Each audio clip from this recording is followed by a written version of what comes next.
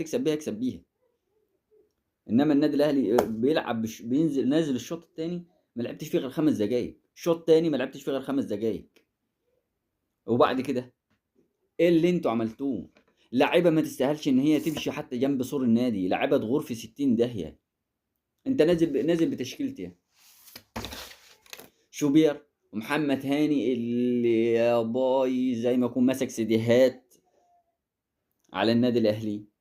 عندك ياسر ابراهيم اللي ضايع، عندك هادي اللي ضايعين، عندك بالعمري اللي عندك مروان عطية اللي مش شايف، عندك ديانج اللي شايل المباراة لوحده، عندك إمام اللي مش موجود، نفاخة واتعملت واتفست والحمد لله، عندك زيزو نفاخة واتعملت وفست والحمد لله، عندك تريزيجيه الوحيد اللي مع مين؟ اللي مع ديانج. عندك بن شرقي ضايع.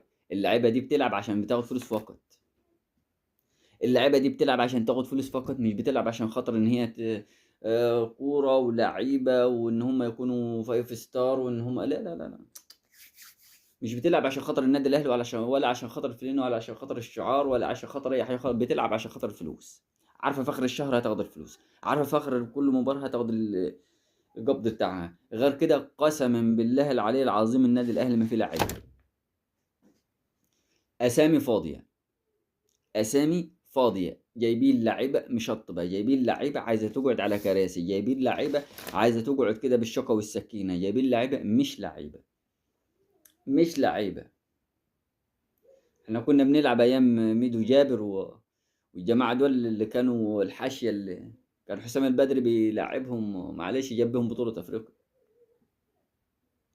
وانت مدرب بدماغ حمار، لعيبه بارده، ولادكم شكاير، لعيبه مش لاقي حد اساسا. ايه لا، ده فرقه البلاد اللي ماسك شاد محمد احسن منكم.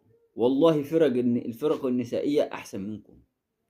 انتوا روحوا تلعبوا مكان الفرق النسائيه وتجيب الفرق النسائيه تلعب مكانكم. انتوا مش رجاله، مش رجاله حرفيا، مش رجاله. هقول في المباراه هنا انت ليك في الشوط الاول فوق الخمس ست تسديدات وضيعت اهداف حوالي عن 3 4 اهداف محققين، ما عرفتش تسدد منهم، تجيب منهم هدف.